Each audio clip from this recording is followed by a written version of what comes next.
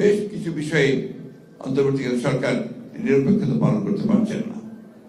আমি তাই অনুরোধ করব, আমি প্রত্যাশা করব যে আমরা আশা করি যে অন্তর্বর্তীকালীন সরকার তারা সেই নিরপেক্ষতা পালন করবেন এবং দেশে যে সংকট আছে সেই সংকট থেকে দেশকে মুক্ত করবার জন্য তারা কাজ করবেন।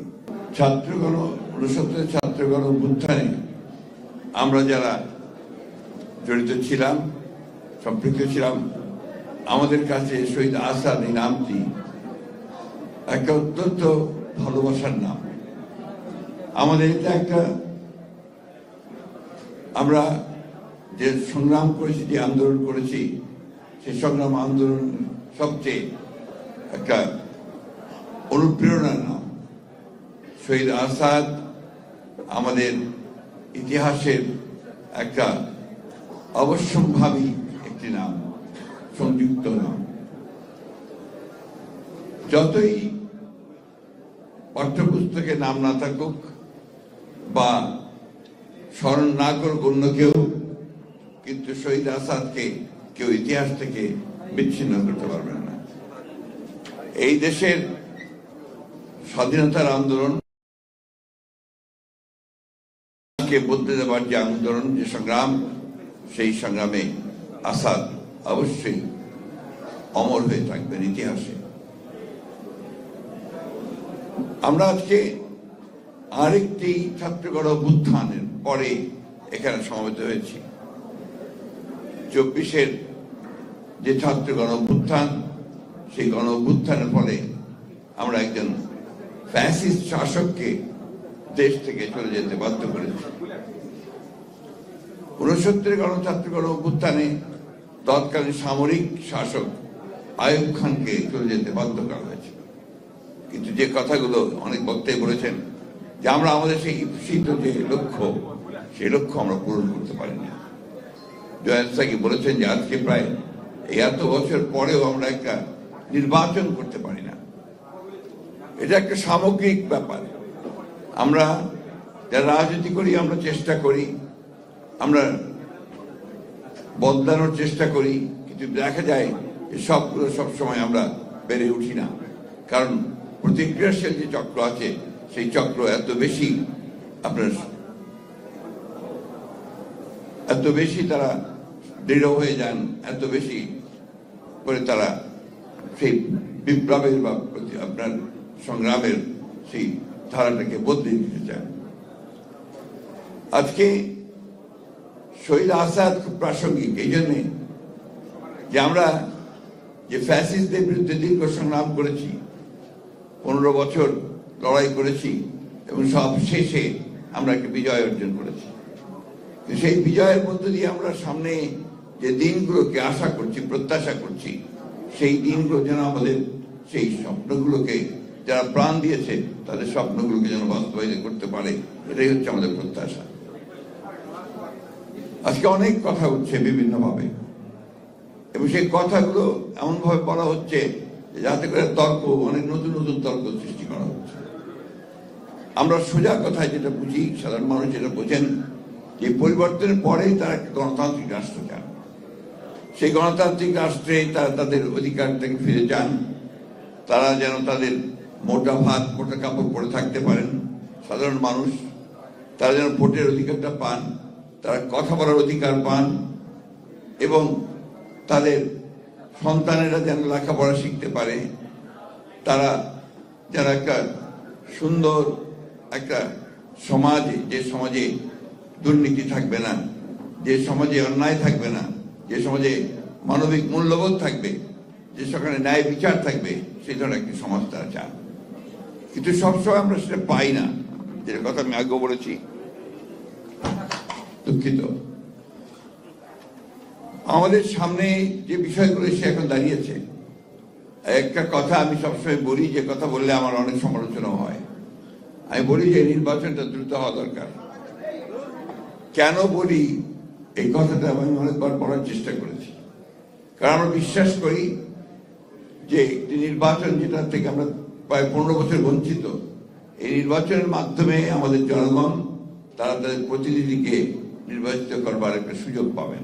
এখন এখানে জোর করে যদি সেই বিষয়টাকে আপনার একটু বিতর্কিত করে ফেলা হয়, তাহলে জনগণ আবার তাদের সেই অধিকার থেকে বঞ্চিত হবে।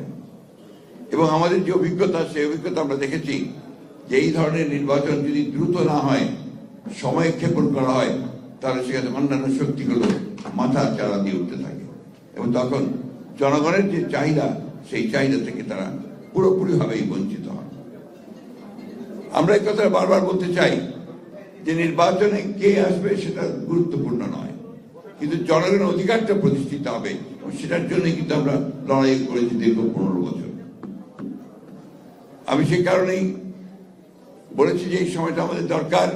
সত্যিকার অর্থেই আমরা বর্তমান যে অন্তর্বর্তীকালীন সরকার আছে, সেই সরকারের কাছে আমাদের প্রত্যাশা অনেক। স্বাভাবিকভাবেই একটা ছাত্র গণ অভ্যুত্থানের পরে আমরা জনগণের প্রত্যাশা অনেক বেড়েছে, কিন্তু দুর্ভাগ্যজনক হলেও সত্য যে এখন পর্যন্ত সমাজের যে অবস্থা দাঁড়িয়েছে, সেই অবস্থায় কিন্তু আমরা সেই ধরনের একটা ব্যবস্থা থেকে এখনো নিশ্চিত হতে পারছি না যে আমরা দেশের প্রত্যাশাগুলো পূরণ হবে। এখানে অনেক কথা আছে, প্রত্যেকটি রাজনৈতিক দলের বিভিন্ন রকম প্রোগ্রাম আছে, কর্মসূচি আছে, সেই কর্মসূচিগুলো নিয়ে তারা এগোতে চায়। কিন্তু একটা বিষয় কিন্তু সবাই একমত যে একটা নির্বাচন হওয়া দরকার।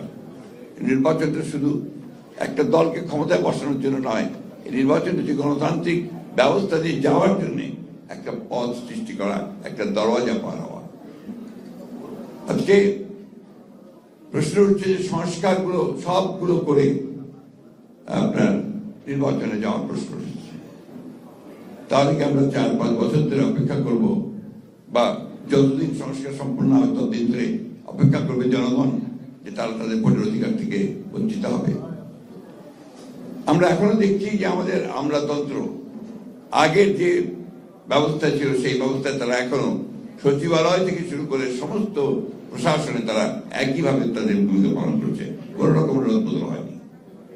বিশ্ববিদ্যালয়গুলোতে লেখাপড়া প্রায় বন্ধ হয়ে গেছে, স্কুল কলেজগুলোতে সেই ধরনের লেখাপড়া হচ্ছে না, স্বাস্থ্য ব্যবস্থা প্রায় ভেঙে পড়েছে। এগুলো অতীত থেকেই এসছে, এখন সেগুলো কোনো পরিবর্তনের এত অল্প সময়ে সম্ভব নয়, কিন্তু আমরা সেই পরিবর্তনগুলো চাই। সেই কারণে আমরা বলেছি যে নির্বাচন দ্রুত হওয়া দরকার। নির্বাচন দ্রুত হলে যে দল ক্ষমতায় আসবে তার যে রাজনৈতিক যে কমিটমেন্ট টু পিপুল থাকবে, সেই কমিটমেন্টগুলো তারা পালন করার জন্য অবশ্যই দায়বদ্ধ থাকবে। আমরা এই কথা আমি গতকালও বলেছি, আমাকে একজন সাংবাদিক ভাই নিয়ে প্রশ্ন করেছেন যে অন্তর্বর্তীকালীন সরকার যদি নিরপেক্ষ না থাকে তাহলে একটা নিরপেক্ষ সরকার দরকার হবে নির্বাচনের সময়। আমি কথাটা বলেছি, কারণ আছে। কারণ আমরা দেখি যে বেশ কিছু বিষয়ে অন্তর্বর্তীকালীন সরকার নিরপেক্ষতা পালন করতে পারছেন না। আমি তাই অনুরোধ করব, আমি প্রত্যাশা করব যে আমরা আশা করি যে অন্তর্বর্তীকালীন সরকার তারা সেই নিরপেক্ষতা পালন করবেন এবং দেশে যে সংকট আছে সেই সংকট থেকে দেশকে মুক্ত করবার জন্য তারা কাজ করবেন।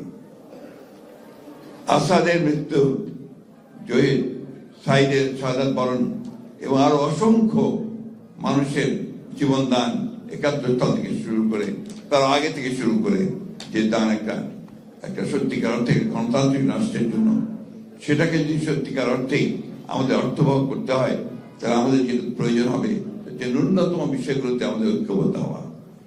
আমরা আমাদের যারা একসাথে আন্দোলন করছিলাম, যুগপৎ আন্দোলন করছিলাম, আমরা 31 দফা কর্মসূচি দিয়েছিলাম। এখন যদি কোনো পরিবর্তন করতে হয় বা পরিবর্তন করতে হয়, সেটাও সামনে আসতে পারে, কিন্তু ওটাকে সামনে রেখে কিন্তু আমরা এগোতে পারি। যে আমি মনে করি যে আমাদের এই ন্যূনতম যে সংস্কার হচ্ছে নির্বাচন কেন্দ্রিক, সেই সংস্কারগুলো করেই আমাদের দ্রুত নির্বাচনের পথে যাওয়া উচিত এবং নির্বাচনের মধ্য দিয়ে যে সরকার বেরিয়ে আসবে তাদের দায়িত্ব হবে এখানে আপনার পুরোপুরিভাবে সেই সংস্কারের যে কমিটমেন্ট আমাদের আছে, 31 দফা কমিটমেন্ট, সেই কমিটমেন্টকে বাস্তবায়িত করা, জনগণের প্রত্যাশাকে পূরণ করা।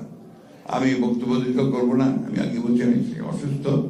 আমি শুধু এই কথাই বলতে চাই, আসাদের রক্তকে আমরা বৃথা যেতে দিতে পারি না। জুয়েলের রক্তকে আমরা পিছা যেতে পারি না, সাইজের রক্তকে পিছা দিতে পারি না। সব মিলিয়ে আজকে যারা আমাদের জন্য, আমাদের ভবিষ্যতের জন্য তারা প্রাণ দিয়েছেন, সেই তারা যে চেয়েছিলেন, যে স্বপ্ন তাদের ছিল, সেই স্বপ্নগুলোকে যেন আমরা বাস্তবায়িত করতে পারি, সেই জন্য একটা ঐক্য গড়ে তুলে আমরা যেন সেটা অর্জন করতে পারি, সেই চেষ্টাই আমাদের করতে হবে। আমাদের সকলকে অনেক ধন্যবাদ।